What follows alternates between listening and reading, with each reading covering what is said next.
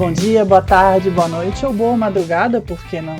Começa agora o Notas dos Tradutores, o podcast de quem inventa o trabalho dos outros. Trazido e traduzido por Carlos Rutz, Érico Assis e Mário Luiz Barroso. Bom programa para você!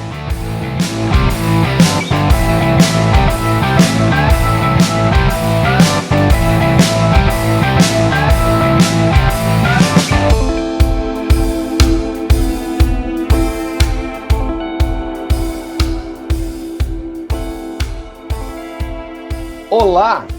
Hello! Ni hao! Este é o Notas dos Tradutores número 2. Você está ouvindo 3 tradutores traidores. Eu sou Érico Assis. Eu sou Carlos Rutz. E eu sou o Mário Luiz Barroso. Num podcast dedicado a tudo que diz respeito à tradução, tradutores e traduzir. Ou, como a gente gosta de dizer, inventar com o trabalho dos outros. Vocês já sabem que nós 3 trabalhamos com tradução, no mercado editorial. A gente traduz principalmente histórias em quadrinhos, do inglês para o português. E o programa de hoje é justamente sobre como é que funciona o processo editorial, o processo de tradução, como é que funciona você trabalhar numa editora a partir da nossa parte que é a tradução. E como lidar com seu melhor inimigo, o editor. Ah, vocês estão brincando. Como assim o melhor inimigo editor, cara? Pois é, justamente tá aí o melhor inimigo para falar. Não é bem assim. Essa é a hora que o Mário se defende. Eu já usei a camisa dos dois times, os dois estão no coração. O coração de tradutor é grande, cabe várias línguas, várias funções aí. O editor Mário é não multicorporativista. Ele é corporativista para várias áreas. Eu sou o super adaptoide das funções dos bastidores de quadrinho. Alguém quer explicar quem é o adaptoide, gente? Por favor, Érico. Por favor, pesquisem na Wikipédia, que eu não vou lembrar o que é. Resumidamente, o super adaptoide é um androide que tinha capacidade de copiar os poderes de qualquer super ser que estivesse perto dele. No caso, eram os Vingadores. Então, ele absorvia os poderes, se adaptava a eles e conseguia reproduzi-los à perfeição. Quando é que começou a tua carreira de adaptoide, Mário? Começou como tradutor. Comecei engatinhando como aprendiz de tradutor, apesar de que, como a gente nunca para de aprender, então eu diria que até hoje eu sou aprendiz de tradutor. Que século que foi mesmo? Isso ainda no século XX. Na época não, pré-inter... não, achei que tinha sido antes. Não, na verdade, Dercy Gonçalves me disse, quando ela ainda era criança, que os tradutores são os melhores amigos dos editores e vice-versa. Dercy Gonçalves, gente, foi uma atriz... Referências. Esse valeu um Google, né? Bom, vamos lá. Então vamos, Mário, quando é que começou a tua experiência como tradutor e depois para editor, que foi logo em seguida, né? Isso, foi no mesmo ano, em janeiro de 89. Eu comecei a traduzir fazendo estágio no estúdio Art Comics, que hoje em dia, ele, como todo bom Digimon, ele desenvolveu e é editora Mitos, então ele é mais com estúdio. Ali, com os gênios aí dos textos e traduções para os quadrinhos, o JP Martins e o Elcio de Carvalho, eles me ensinaram as questões básicas, né, de tradução. Então eu entregava a tradução, a tradução era feita à máquina e eles gentilmente com uma bela caneta vermelha me indicavam tudo que poderia ser melhorado, e claro que tinha mais vermelho do que preto ao longo de todo esse ano de 89. Mas por volta de setembro, mais ou menos, surgiu uma vaga de editor na Editora Abril. Eles precisavam de alguém que soubesse inglês, fosse formado em jornalismo para que fizesse uma transição rápida para o cargo de editor. E como o Elcio já havia sido editor-chefe na Abril, o Sérgio Figueiredo, o Figa, ele era o editor-chefe da época, ele fez contato com o Elcio falou, tem um menino aqui no estúdio, nós podemos indicá-lo. E aí o menino ali, no caso, era eu, e eu fui parar na Editora Abril em outubro de 89, de onde só saí em janeiro de 98. Então, basicamente, essa é a história, né? Eu trabalhei como editor por praticamente 10 anos. E você contratava tradutores ou só se contratava?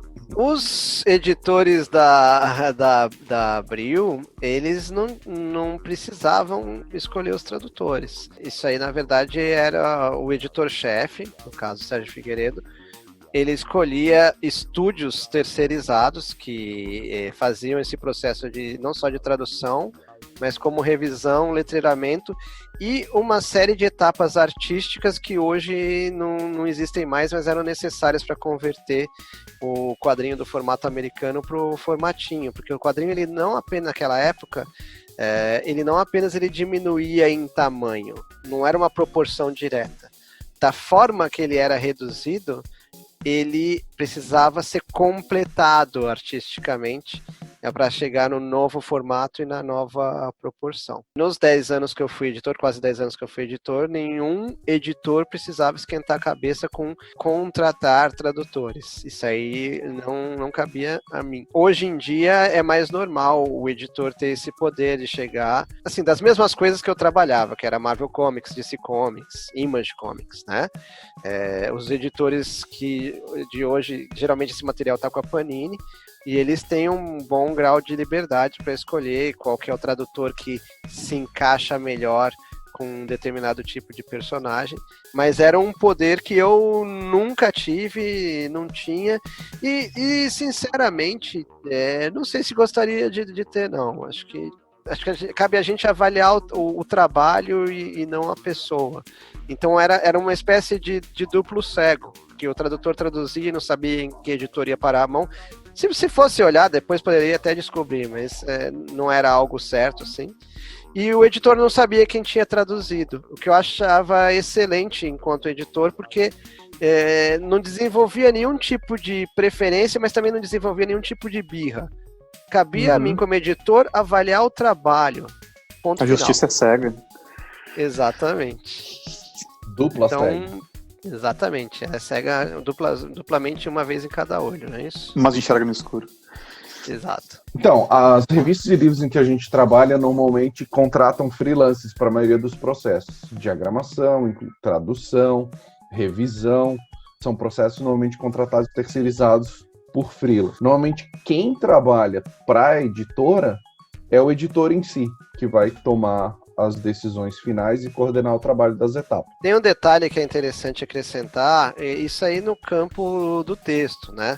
Porque como os quadrinhos eles são compostos por imagens e por texto, no campo das artes as editoras tendem a concentrar editores de artes ou especialistas em artes que fazem o controle de qualidade que é essencial no produto final. Gostaria de fazer também um adendo sobre a parte que eu acabei de falar, sobre não saber quem traduzia, e isso, esse não saber, esse anonimato, ele permaneceu durante muito tempo, mais de uma década, porque não saía o crédito do tradutor. Se vocês pegarem as revistas de, acredito que 98, 97 para trás, você vai encontrar o nome do estúdio responsável. Estúdio Art Comics, Estúdio Criarte, Estúdio Desearte, Estúdio Nanquim, Estúdio Lua Azul. Não se tinha o bom hábito que hoje em dia se tem de dar o nome e os créditos ao tradutor. Então, nessa brincadeira, no programa passado a gente comentou que eu estou atingindo quase 11 mil créditos como tradutor, mas eu acredito que eu tenho entre 8 e 10 mil créditos perdidos, né? Cada um desses créditos, uma história. Eu andei revisando o material que eu fiz, e eu senti que a quantidade de material que eu tenho não creditada é gigante. Bom, vamos passar aqui então para falar direto no nosso processo editorial. E acho que para ser mais didático, assim, acho que vale explicar, né? Que tradutor é uma coisa, ou melhor, é uma pessoa, como nós aqui, nós três somos tradutores, e tradução é uma outra coisa, que é um processo. E o processo de tradução, ele não é só do tradutor, apesar de começar com o tradutor, mas ele passa também por pelo menos mais 4 pessoas, que são o copydesk, ou preparador, depois passa pelo revisor, depois passa por um diagramador, ou um letreirista, ou, enfim, designer, ou editor de arte, tem vários nomes para esse profissional, e, geralmente por fim, pelo editor, né, que, na verdade, ele vai coordenar todo esse processo aqui e vai cuidar do trabalho dessas outras pessoas que estão envolvidas. A gente vai falar, então, agora de que cada um desses profissionais aqui faz. A primeira etapa é a tradução. A gente recebe o material, normalmente um arquivo em PDF. Anteriormente eram xerox ou os originais, né, Mário? Eram xerox, raramente eram os originais. E esses xerox eram numerados com caneta Pilot, bem grande para o letrista não se confundir. E essa nossa primeira missão é pegar o texto, passar para o português, né? Normalmente o que eu traduzo é do inglês, mas já fiz alguma coisa de espanhol também, passar para o português, e essa primeira etapa que é a tradução, levando em conta espaço, levando em conta volume de texto, etc. e tal. E aí a gente mesmo, o próprio tradutor, faz a adaptação, que é ajustar o texto para cada um dos personagens. Se é uma linguagem mais rebuscada, se é uma linguagem marcada por ser um adolescente ou um alienígena, alguma coisa assim, e já buscar o estilo de texto que tu vai usar para representar cada uma das falas. No processo, então, de tradução, que começou, então, propriamente com o tradutor, geralmente esse material, em seguida, vai para uma pessoa que a gente chama ou de copydesk ou de preparador. Geralmente as editoras maiores chamam de preparador, né, e geralmente para texto normal, sem não quadrinho, né, você tem essa figura do preparador.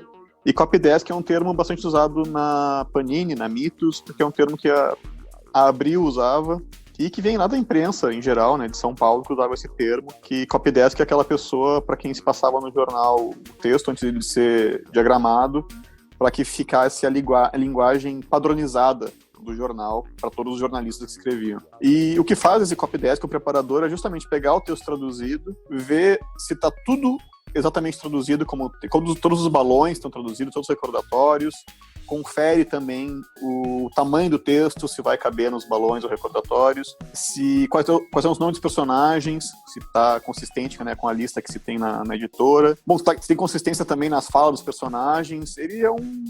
Ele confere, né? É um supervisor do trabalho do tradutor. Mas só ressaltar, né, que existe essa divisão no mercado de quem chama de copydesk e quem chama de preparação. Um adendo sobre o copydesk, já que você citou a editora Abril, começou ali a utilização de copydesk para quadrinhos. Até antes não se utilizava, pelo menos não se tem notícia de ser utilizado por Ebal, por RGE e outras editoras, porque a Abril ela tinha uma tradição jornalística, tem, né? Uma tradição jornalística muito grande, publicava uma série de revistas, e apesar de ter começado com a primeira revista da Abril ser uma revista em quadrinhos, que é o Pato Donald, lá em 1950, 51, as revistas em quadrinhos herdaram da divisão jornalística da Abril esse bom hábito de ter um preparador ou copydesk. E aí sim a gente entra numa outra etapa, que é a revisão. Se o copydesk, como o Érico acabou de falar, ele cuida do tipo de fala, da fluidez do diálogo, já que quadrinhos tem muito balão, não pode parecer conversa de louco, né? O revisor é que faz o trabalho daquela pessoa que leva o crédito de tradutor brilhar junto com o preparador também. Porque o revisor faz com que o tradutor pareça o professor Pasquale, porque ele cuida de todos os erros gramaticais, pontuação, concordância de gênero, número e grau, concordância verbal e assim por diante. Então o revisor ele vai passar um grande pente fino, né, no texto, e aí sim ele vai fazer o encaminhamento para o letrista ou letreirista, como preferir. Só um porém, né, Mário? Não dá pra gente colocar todos os personagens a falar que nem o professor Pasquale, né? Se todo começar a falar outro sim e ex, aí não dá no quadrinho. Isso é uma coisa que a gente costuma comentar, que os quadrinhos são uma linguagem informal, na maioria das vezes, salvo raras e nobres exceções dos personagens mais rebuscados, que na verdade essa linguagem informal dos quadrinhos é uma linguagem que a gente vai ter no cinema, no teatro, na novela, num seriado, né? Então isso aí vai se repetir. Então não adianta ser só um revisor do nível de professor Pasquale.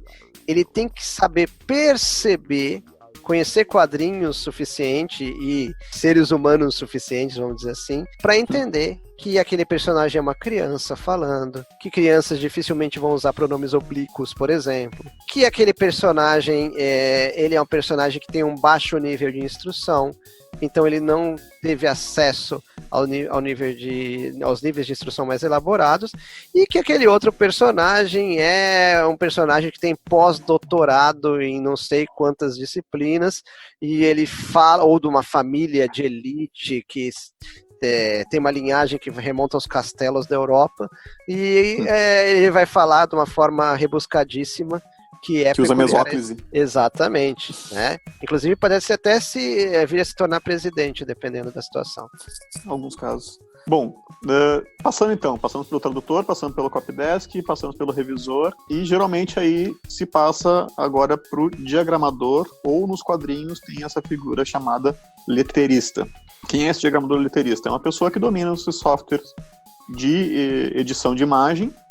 E no caso dos quadrinhos, ele vai pegar o arquivo de texto e vai copiar esse texto para os balões, ou para os recordatórios, ou ainda para as onomatopeias quando elas forem traduzidas. É ele que vai botar todo esse material no arquivo, na página de quadrinho, e vai preparar todo esse material para impressão. Eu fiz meu trabalho de doutorado foi uma tese sobre letreiristas de tradução, né, e comentei de como esse profissional, essa função, ela é cada vez mais reconhecida, porque a gente tem quadrinhos onde a letra ela tem uma importância grande, e quando você tem esse quadrinho traduzido, é importante que essa letra se mantenha com as mesmas características de imagem que você tem no original. Como você pega, por exemplo, o trabalho do Will Eisner, que trabalha muito bem as suas letras, e você tem que traduzir esse texto do Eisner, e não só traduzir, né, do inglês para o português, mas deixar essa letra dele que pareça no mesmo traço que ele fez lá no original. E a gente no Brasil tem muitos letreiristas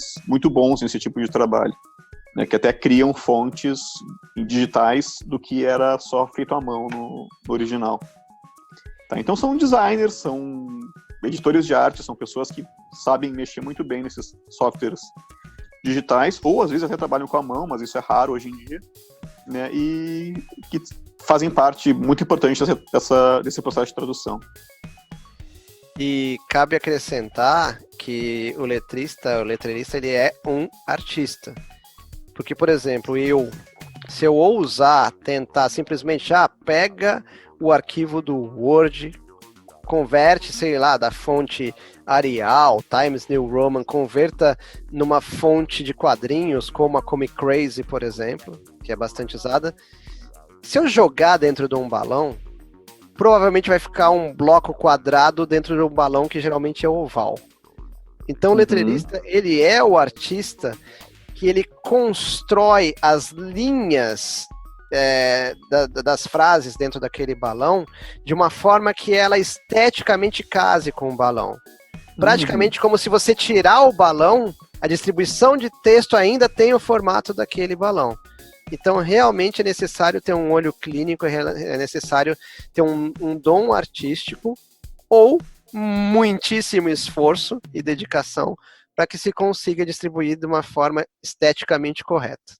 Esse negócio de composição, né, e de, como é que se chama, legibilidade, né, isso é um conhecimento técnico e artístico, né, que quando a gente entrevistar um letreirista em algum episódio futuro, a gente pode se aprofundar mais.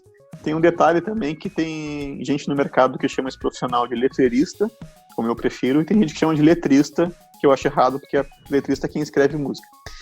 Mas acho que a maioria das pessoas chama de letrista mesmo, e eu que sou o chato que fala letreirista. Nos créditos vem como letrista, inclusive, né? Quando nós pegamos uma revista em quadrinhos, você tem que reclamar com os revisores, Érico. Conhece algum revisor? Conheço, mas eles também acham que a letrista tá certo e eles estão errados.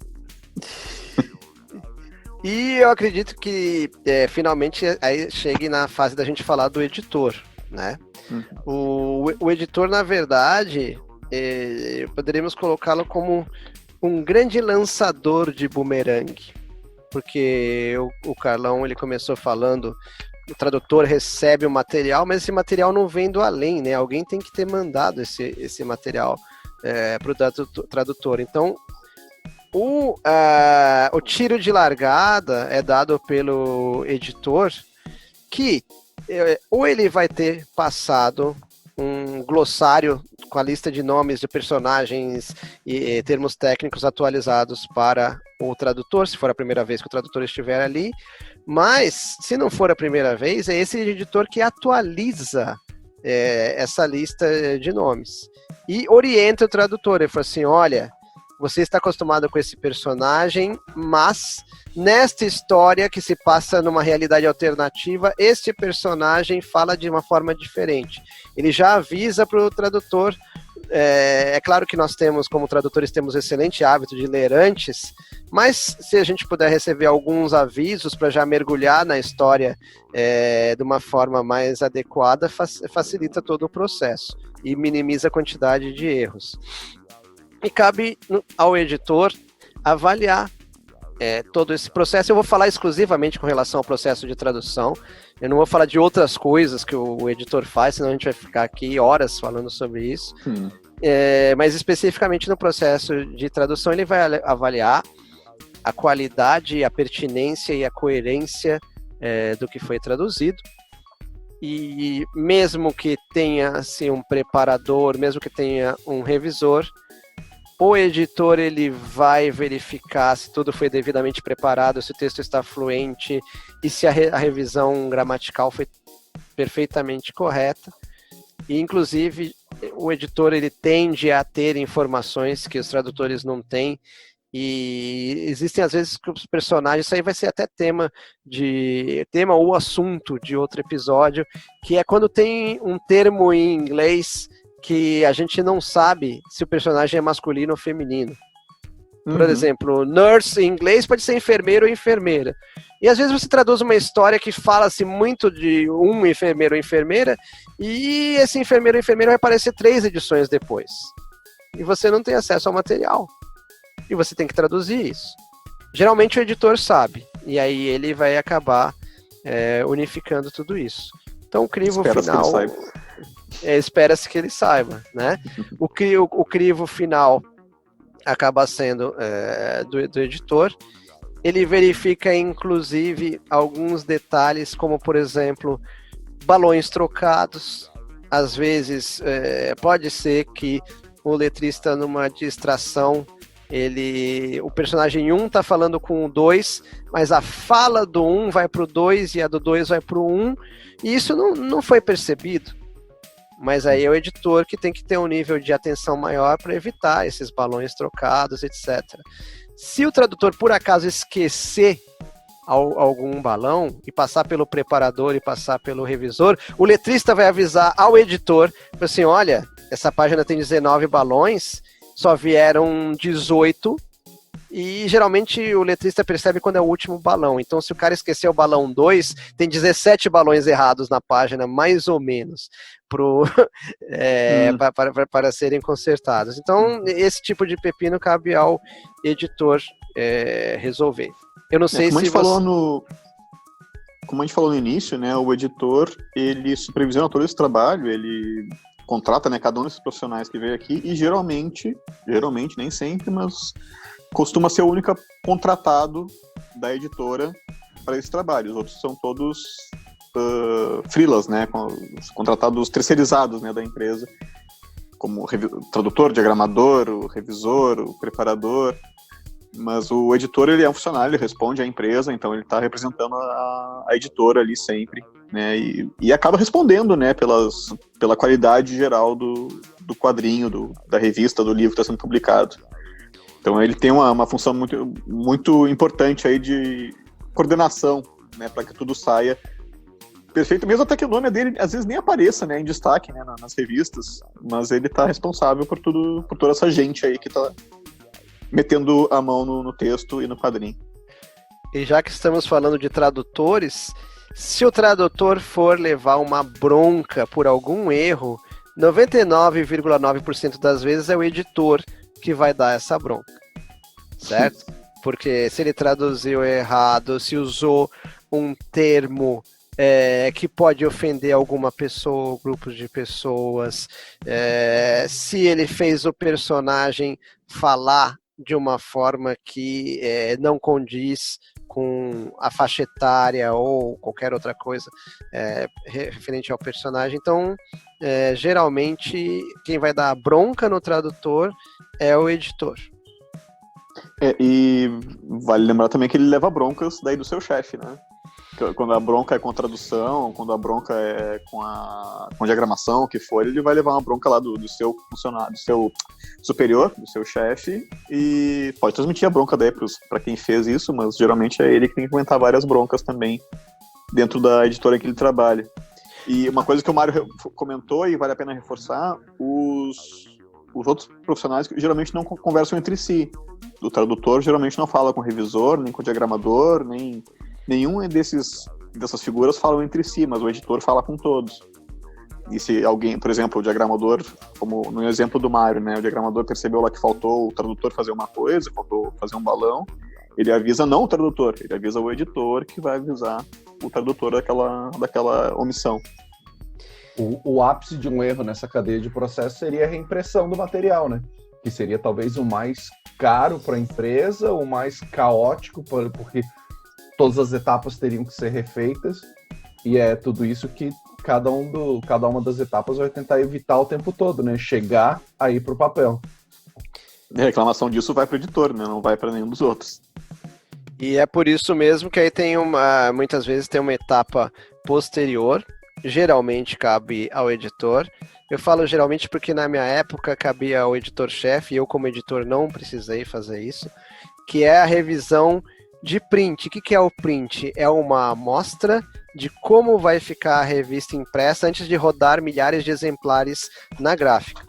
E nesse print é possível verificar, por exemplo, se ocorrem erros técnicos como as letras saírem do balão, ou um balão ficar em branco por algum motivo, ou dar algum erro de registro de cores, tudo é possível, ou as letras ficarem desfocadas, todo tipo de erro técnico que pode ocorrer dentro dos programas utilizados, né, de computador ou mesmo da impressão gráfica. Aí é a possibilidade de verificar se está tudo adequado, né? Isso caberia ao editor, pelo menos normalmente. O importante também é que, por mais que tenham várias pessoas envolvidas na produção desse texto traduzido, cada uma delas tenta entregar o texto pronto.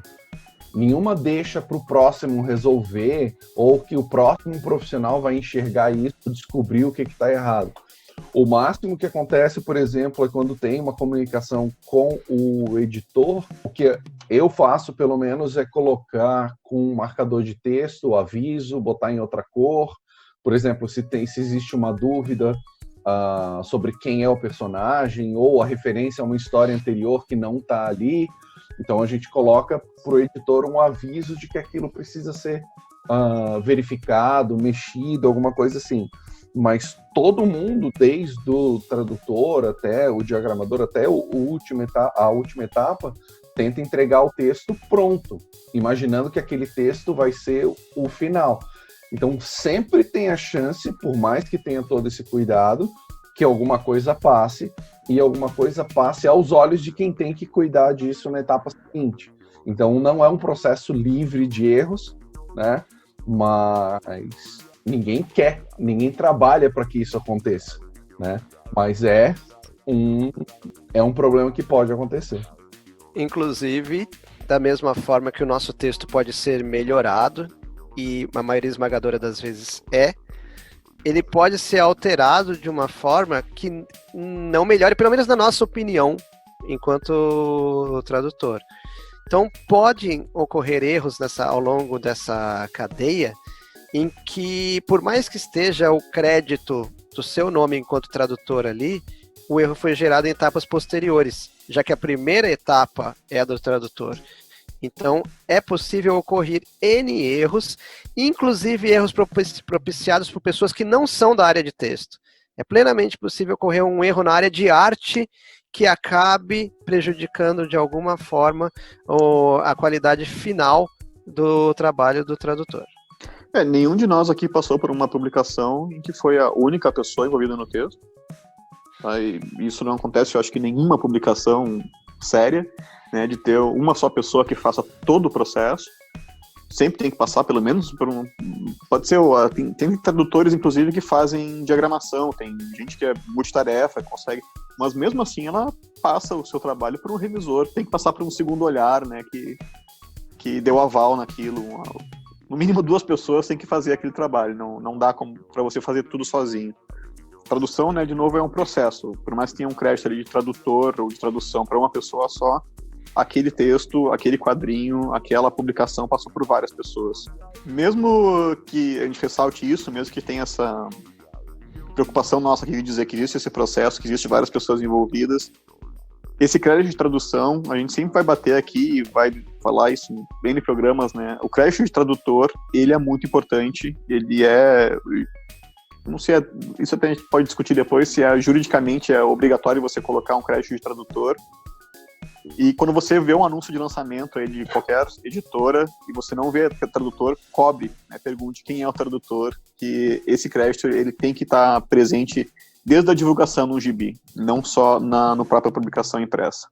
Porque, bem ou mal, quem vai fazer o público-alvo entender é o tradutor. E vocês conseguem se lembrar de erros ocorridos no processo que podem não ter se originado no tradutor? Talvez algum caso que tenha envolvido vocês ou algum conhecido de vocês? Cara, erro de ortografia existe bastante. Nome de personagem que muda a grafia de uma página para outra, a gente conserta com uma frequência razoável. Assim, na primeira página é com 2 L's, na segunda é um só, depois volta para 2. Então isso é bastante comum. E às vezes erros mesmo do original, né? Às vezes a gente recebe o material e foi um erro de edição do material original que deixou passar. Então é uma coisa que a gente também acaba sendo mais uma etapa para tentar consertar esse tipo de coisa. Acontece também bastante, pelo menos já ouvi bastante casos, não lembro de ter acontecido comigo, mas já ouvi casos em que a tradução, o texto chega no diagramador, o diagramador coloca, o letrista, né, coloca nos balões o texto, ainda tem algum erro ali, tem um erro ortográfico, um erro gramático, algum problema. Esse material ainda vai, depois do diagramador, ele vai passar ainda por algum leitor, né? Vai passar por um editor, ou vai passar por um outro revisor ainda, e ainda tem chance de esse erro ser captado, e às vezes esse erro é percebido depois da diagramação, e se volta para o diagramador, né, para ele consertar esse erro, e o diagramador não conserta. Ele recebe lá uma lista de, sei lá, de 20 erros para consertar, ele conserta 19 e esquece de um. Então, quer dizer, toda a linha ali de produção fez o trabalho certo, né, foram captados os erros, mas uma pessoa ali no meio se perdeu, né, e não fez uma etapa do trabalho. Então, isso pode acontecer também. Às vezes tem revisores muito bons que fazem seu trabalho muito bem, mas sai a revista com um erro de revisão, mas o erro não foi do revisor, o erro foi de uma pessoa que não aplicou aquela revisão ao arquivo. Uma coisa para lembrar também... E existe também um erro técnico do letrista ou letreirista. Às vezes ele pede para que ele corrija uma palavra, mas a hora que ele corrige essa palavra, o balão fica esteticamente feio. E na hora dele mudar uma palavra do lugar, às vezes ele opta por, em vez de copiar e colar, ele reescreve a palavra. E aí ele pode reescrever de uma forma errada. Geralmente são palavras menos conhecidas. Pode ser um nome de personagem, conforme o Carlão Rutz falou, um personagem que tem 2 L's passa a ter um L só nessa brincadeira, na hora de ser reescrito. Não é o processo padrão do letrista ou letreirista, mas tem uma quantidade razoável de pessoas que fazem dessa forma. E aí... Uma coisa para lembrar também é que raras vezes um dos profissionais citados vai ter um material na mão. Normalmente quem traduz está traduzindo mais de uma coisa, quem está fazendo copy de mais de uma coisa, letreirador, revisor e por aí vai. Todo mundo tem mais materiais na mão. Então, às vezes, se tu enxergar o panorama de tudo isso que está sendo feito, acaba sendo complexo, porque ele não vive durante um mês uma revista ou uma história. No mesmo dia de trabalho, no mesmo jornada de trabalho, alguns vão ter 3, 4, 5 materiais diferentes ao mesmo tempo na mão. né? E aí a gente multiplica 5 personagens, 5 estilos, 5 fontes, 5 tipos de linguagem. Então, isso também interfere no processo. Para ter uma ideia, né, para as pessoas que não têm noção como trabalham os colaboradores, aí tanto faz qual for o colaborador, pode ser letrista, pode ser revisor, pode ser o tradutor, pode ser um preparador, copydesk, freelance. Para se viver exclusivamente disso, precisa-se de uma elevada produção de páginas.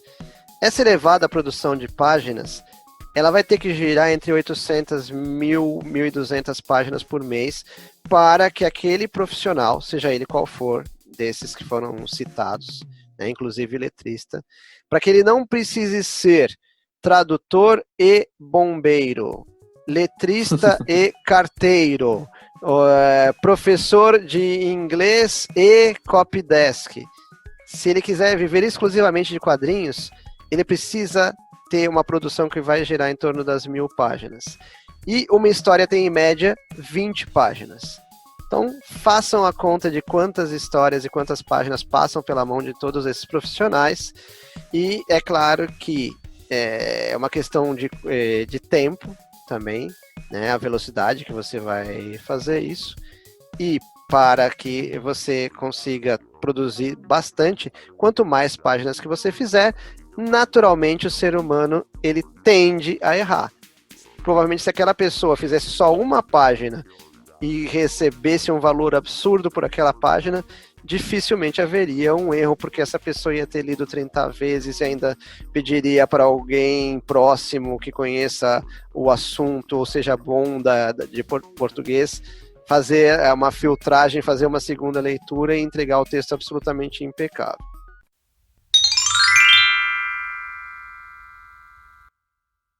Opa, essa é uma nota de rodapé para o nosso segundo programa, só para comentar duas coisas. Primeiro é que o primeiro gibi da Abril não foi o Pato Donald, apesar da lenda ser essa. O primeiro gibi da Abril, a primeira publicação da editora Abril, em 1950, foi a revista Raio Vermelho, revista que durou mais de 50 edições, e esse tipo de informação a gente conhece, né, de ler os especialistas, e dois especialistas são o Manuel de Souza e o Maurício Muniz, que lançaram agora há pouco tempo um livro chamado O Império dos Gibis, a incrível história dos quadrinhos da editora Abril. Inclusive o Mário é um dos entrevistados, um dos personagens importantes do livro, né? Você aprende bastante sobre a vida dele, inclusive, no livro, e a gente recomenda a leitura para todo mundo, né? Da editora Heróica. Você pode procurar então pela internet O Império dos Gibis. E o segundo ponto, só para comentar que tem um episódio de um outro podcast, Confins do Universo HQ, que é um episódio específico sobre a revisão de quadrinhos. É o programa 91, vale muito a pena ouvir também para saber de mais detalhes técnicos como é que funciona esse processo editorial. Tá? Então o episódio 91 do Confins do Universo. É isso, valeu.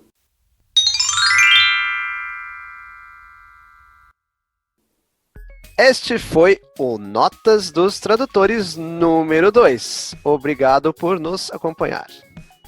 Fique ligado, então, nos nossos programas anteriores e nos próximos através do seu agregador de podcast preferido, seja Spotify, Google, Apple, Deezer.